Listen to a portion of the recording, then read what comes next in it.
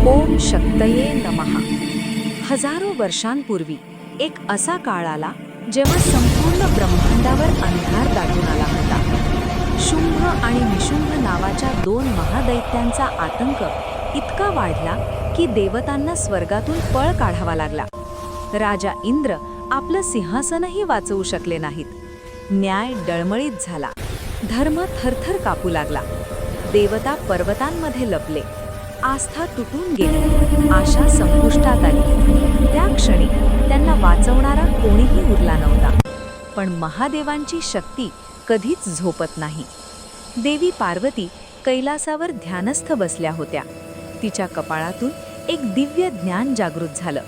तिचं तिसरी डोळा उघडू लागला आणि तेव्हा तिचा क्रोध संपूर्ण ब्रह्मांडाला थरथर कापू लागला. देवी पार्वतीच्या मस्तकातून एक अलौकिक तेज प्रकट झालं. आकाश विदीर्ण झालं, पृथ्वी थरथरू लागली आणि त्या प्रकाशातून प्रकट झाली देवी महाकाली. काली म्हणजे अंधाराचा नाश करणारी शक्ती. देवी महाकाली त्यांच्या 4 भुजांमध्ये त्रिशूळ, खड्ग, विषमुख आणि विजय. तिच्या गळ्यात शक्तीची माळ, तिच्या डोळ्यात न्यायाची ज्वाला. आणि जेव्हा तिची गर्जना आकाशात घुमली तेव्हा दैत्य भीतीने थरथर कापू लागले. शक्ती पुन्हा एकदा जागृत झाली. हा होता महाकालीचा पहिला अवतार. हा होता अधर्माच्या विनाशाचा संकेत.